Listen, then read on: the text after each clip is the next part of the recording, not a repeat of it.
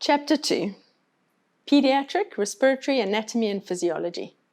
So in this chapter, we're going to look at the anatomy of the child's lung, the child respiratory system, the anatomy of a child's lung and breathing, that's inspiration and expiration, differences in pediatric pulmonary anatomy to adult pulmonary anatomy, respiratory volumes and capacities, and respiratory physiology in children.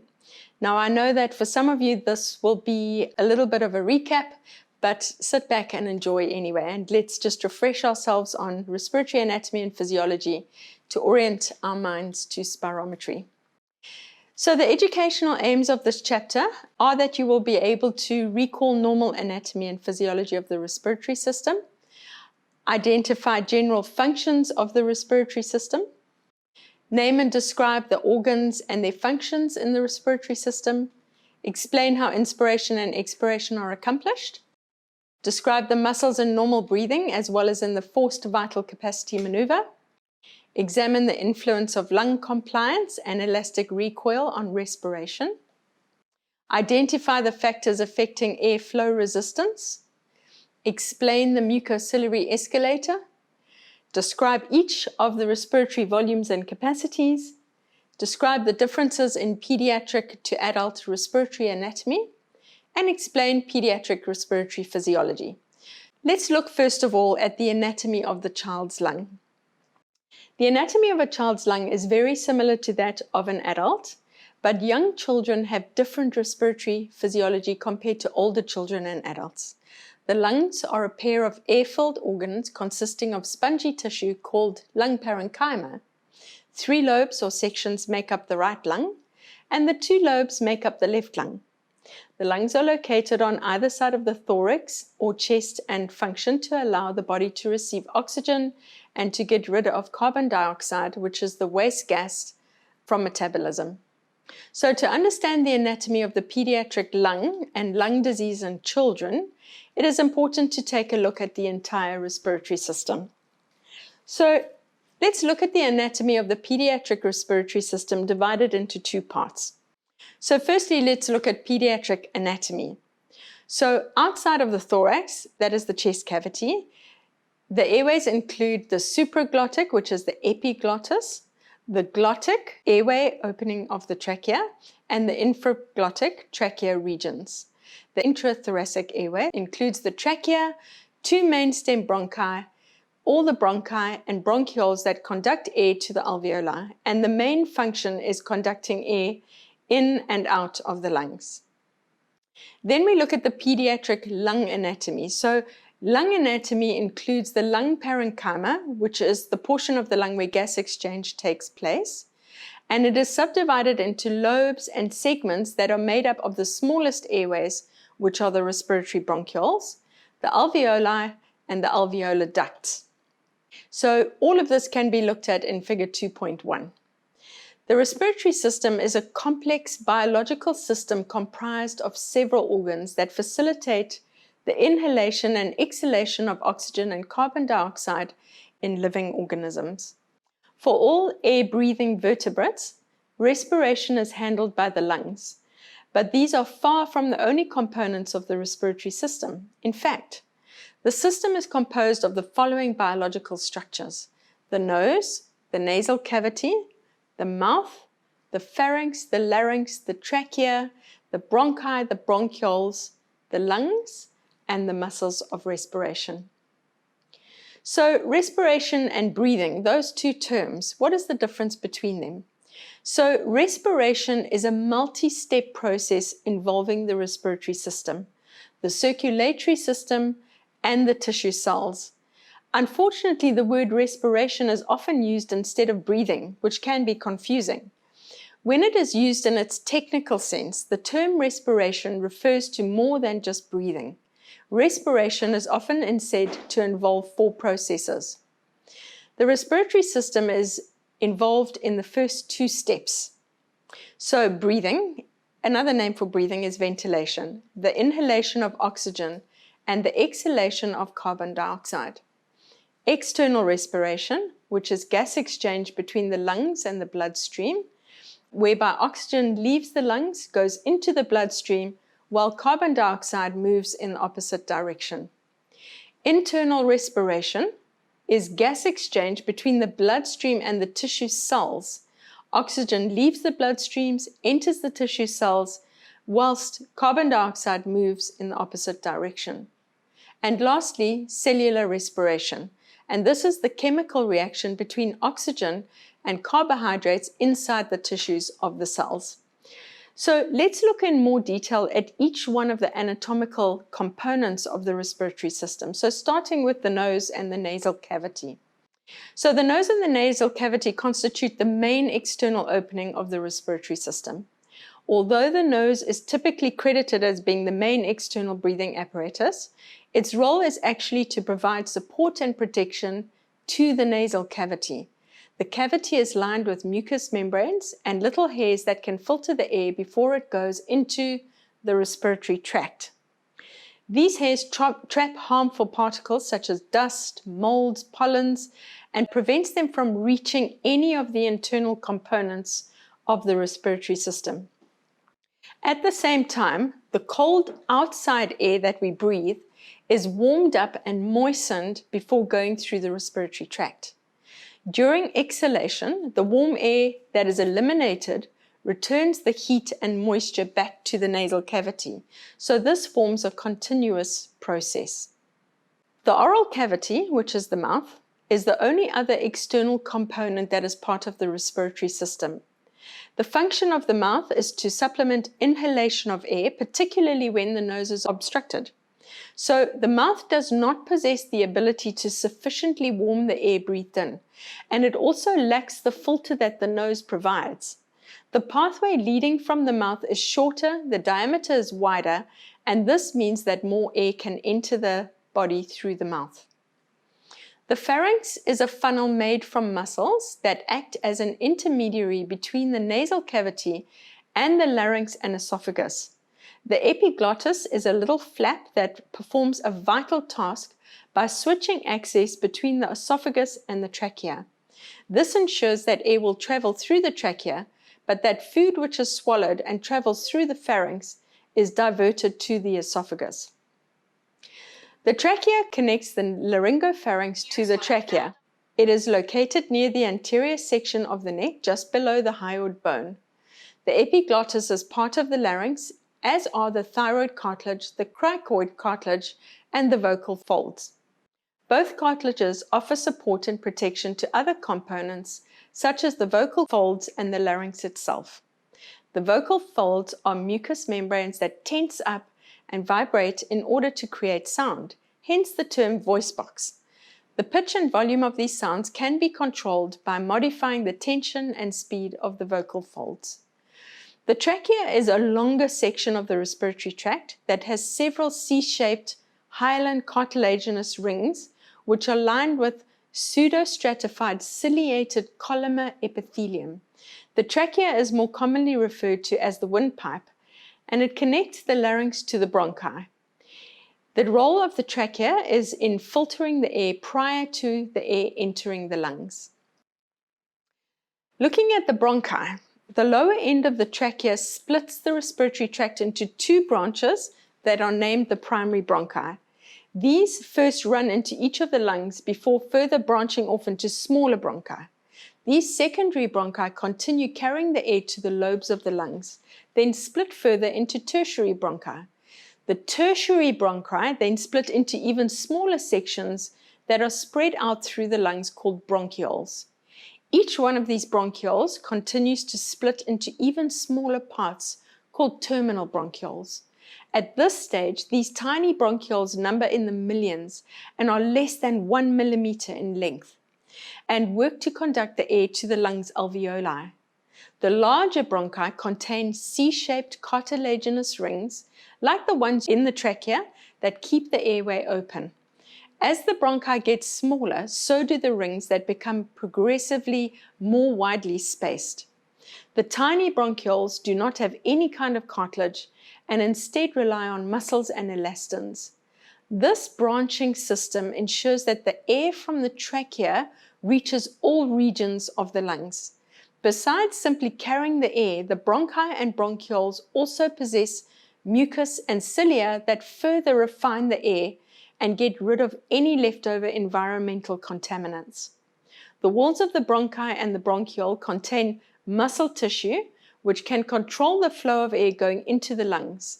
In certain circumstances, such as during physical activity, cause the muscles to relax, allowing more air to go into the lungs. In other instances, the muscles can contract, reducing airflow through the lungs. So the main site of airway resistance in the adult is in the upper airway. However, it has been shown that in peripheral airway resistance in children younger than 5 years of age is 4 times higher than in adults. The major site of airway resistance in children is in the medium-sized bronchi. The lungs are located inside the thorax, and the lungs are surrounded by 2 membranes known as the pleural membranes. The parietal pleura, which is the outer membrane, is attached to the inner wall of the thoracic cavity. The visceral pleura, which is the inner membrane, is directly attached to the outer surface of the lungs themselves. The parietal and visceral pleura are closely applied to each other and lubricated so that they glide easily over each other during respiration. The very small space between the 2 pleural membranes is known as the pleural space, and in health, it's a potential space. It is this space that is important in the transmission of pressure changes during respiration. Because the left lung is located lateral to the heart, the organs are not identical. The left lung is smaller and has only 2 lobes, while the right lung has 3 lobes. Inside the lungs resemble a sponge made of millions and millions of small sacs that are named alveoli. These alveoli are found at the ends of terminal bronchioles and are surrounded by capillaries through which blood passes. Gas exchange also takes place at this alveolar capillary interface, allowing oxygen entry into the blood in exchange for carbon dioxide. The lung matrix of a neonate contains only small amounts of collagen. The elastin to collagen ratio changes during the first months and years of life and affects lung stiffness and potential for overdistension and recoil. Lung recoil increases with age in children over 6 years of age because they have more elastin at that stage. So just a little note to remember. The membranes surrounding the lungs are important for transmitting the pressure changes that produce inflation of the lungs during respiration. Conditions that result in the presence of fluid or air between the pleural membranes will reduce normal respiratory movements and produce abnormal restrictive spirometry patterns. Looking at the muscles of respiration, the last component of the respiratory system is the rib cage, with muscles collectively called the muscles of respiration, and these muscles surround the lungs and allow for inhalation and exhalation of air. The main muscle in this system is known as the diaphragm, a thin sheet of muscle that constitutes the bottom of the thorax. It pulls air into the lungs by contracting several inches with each breath and relaxes during expiration, which is passive at rest. In addition to the diaphragm, multiple intercostal muscles are located between the ribs, and they also help compress and expand the lungs. In forced inspiration and expiration, as happens during the forced vital capacity maneuver in spirometry, additional accessory muscles are used, and these are the sternomastoid and scalene muscles, which are the neck muscles on inspiration, and then the abdominal muscles on expiration. So if you pause for a moment, put your hands on your neck muscles here and take a deep, fast breath in. Can you feel these muscles working in your neck here? All right, and in the same way, you've breathed in to fill your lungs. Now put your fingers on your stomach muscles and blast the air out as fast as you can. And feel your stomach muscles working. All right, so those are the accessory muscles of respiration, and those are the muscles that work hard when you're doing a spirometry maneuver. So expiration is normally a passive process. So when you're just breathing normally at rest, expiration is a passive process, with the relaxation of the diaphragm and contraction of external intercostal muscles. Now, another difference in pediatric and adult anatomy is that the orientation of the ribs is horizontal in an infant. So by 10 years of age, the orientation is downwards. Ossification of the rib cage, calcification of the costal cartilage, and development of muscular mass develops progressively until adulthood. Just a little note, any diseases that affect the bones or muscles of the respiratory system will reduce the ability of the lungs to expand and will affect your spirometry results by lowering the FVC. Right, now let's have a further look at the physiology of the respiratory system. So let's start by looking at the mechanics of breathing.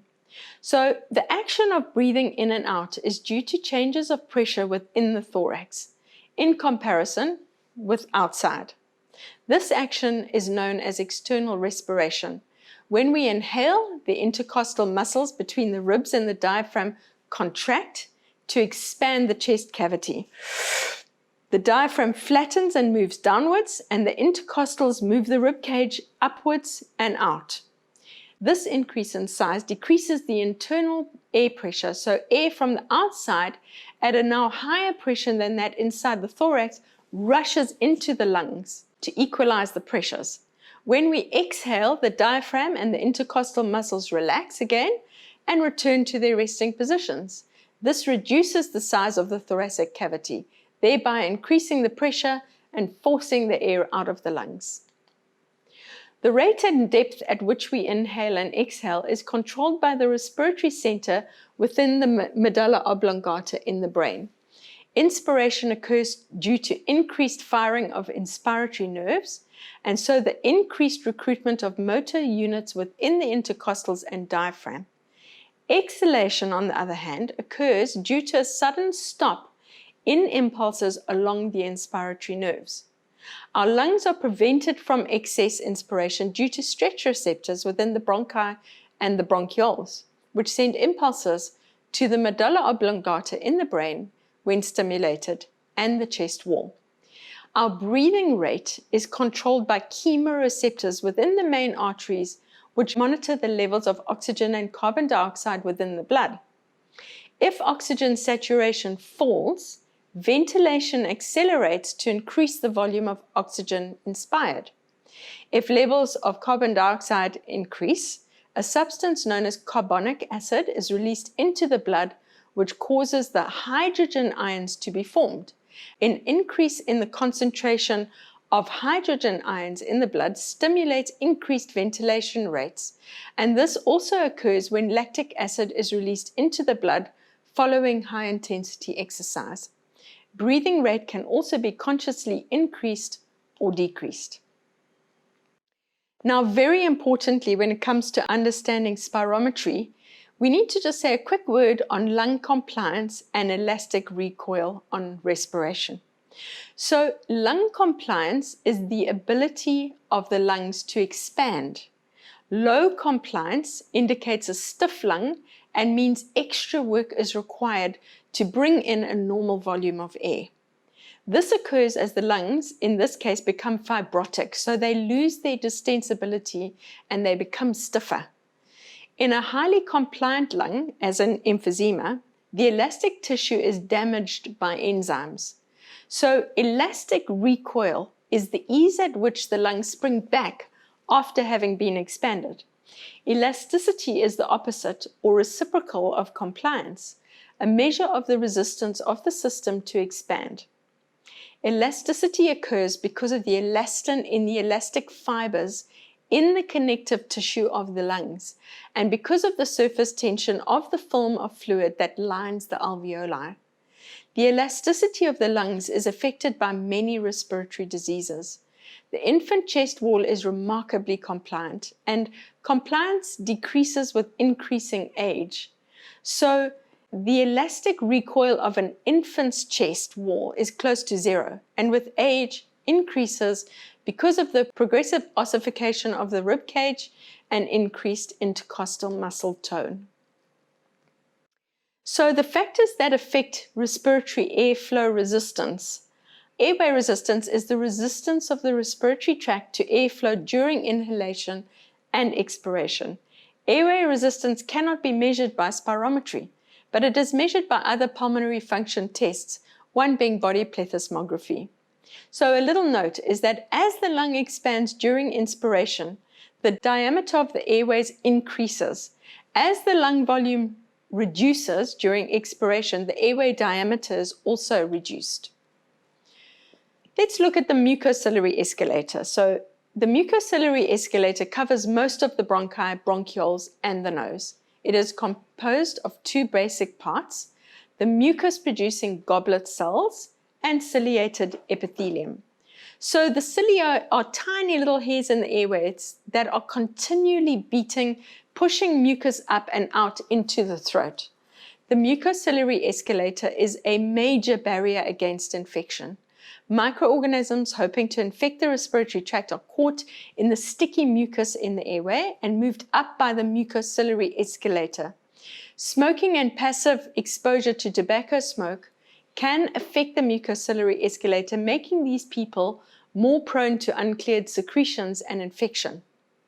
So, excess mucus production of mucus and/or its retention within the airways can give rise to obstructive spirometry. Repeated infection and prolonged inflammation as a result of impaired mucociliary defenses can produce permanent changes to the structure of the airways that are reflected in the spirometry test. Now, let's have a good look at the respiratory volumes and capacities. So, a respiratory volume is an amount of air inhaled, exhaled, and stored within the lungs at any one given time. So the basic lung volumes, there are 4 of them. So the first one is the tidal volume. So the tidal volume is the air that is moved in and out of the lungs with each normal rested breath. And inspiratory reserve volume, this is the air that can be forcibly breathed out over and above a tidal inspiration. So after you've breathed in a normal breath, any air that you can breathe in over and above that is the inspiratory reserve volume. The expiratory reserve volume is similar, except that it's on exhalation. So that is the air that can be forced out of the lungs over and above a normal tidal breath out. And then lastly, the residual volume is the air left in the lungs after complete expiration. So remember, when you're doing a spirometry test, the patient will breathe into total lung capacity. They will blast the air out as fast and hard as they can until they get to residual volume. So there will still always be an amount of air left in the airways and the lungs at the end of a forced expiration in spirometry. And this is due to the surfactant in the alveoli, keeping the alveoli open. It's due to the quality of the tissue of the airway itself and to the cartilaginous rings in the trachea as well. So there will always be a residual volume of air left at the end of a spirometric maneuver, which cannot be measured on spirometry. That is measured by other tests. Let's have a quick look at the basic lung capacities. So a capacity is made up of one or more lung volumes. The inspiratory capacity is a combination of the tidal volume plus the inspiratory reserve volume. The functional residual capacity is the expiratory reserve volume plus the residual volume. The vital capacity is the tidal volume plus the inspiratory reserve volume plus the expiratory reserve volume. And then lastly, the total lung capacity is the tidal volume plus the inspiratory reserve volume plus the expiratory reserve volume plus the residual volume. So the total lung capacity is the total volume of air inhaled at the starting point of a spirometry test result. Differences in pediatric pulmonary anatomy versus that of an adult. So while the basic anatomy of the pediatric lung and the adult lung are the same, there are some important differences that we shouldn't overlook and which will help us to understand pediatric spirometry better. These differences can increase the occurrence and severity of lung disease and respiratory issues in young children and impact treatments and techniques that are most effective. So, differences in pediatric pulmonary anatomy. The ribs in infants and young children are oriented more horizontally than in adults and older children, lessening the movement of the chest. Rib cartilage is more springy in children, making the chest wall less rigid, and this can allow the chest wall to retract during episodes of respiratory distress and decrease the tidal volume. The intercostal muscles that run between the ribs are not fully developed until a child reaches school age or so. This can make it difficult to lift the rib cage, especially when lying flat on the back. The back of a child's head is typically larger than that of an adult, and this can cause the neck to flex when a child is lying on his or her back and result in a partially obstructed airway. Infants and children tend to have a proportionally larger tongue in relation to the space in the mouth. Young children are typically nose breathers. The internal diameter of the airways in a child is smaller, and any inflammation or obstructive can cause more severe distress than it would in an older child or an adult. In general, pediatric airways are smaller, less rigid, and more prone to obstruction.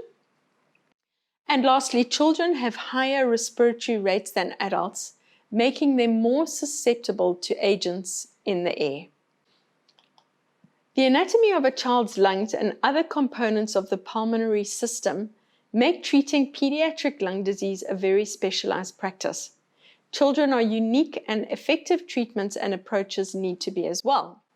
So, to finish off this chapter, well done on concentrating this far. Let's just look at a few did you knows. So one thing you need to know is that spirometry is safe and it's quick to perform. With the correct coaching, almost all children are able to correctly perform the test. Spirometry is reproducible. The results are available immediately.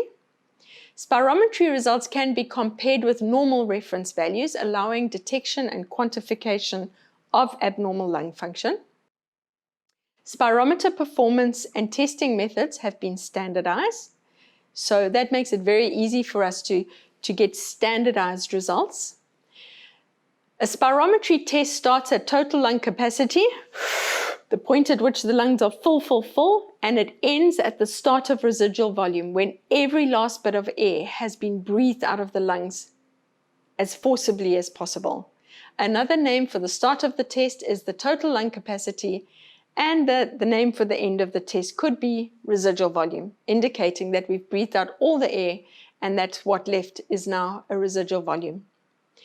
Exhalation is a passive action, so as the lungs recoil and shrink when the muscles relax.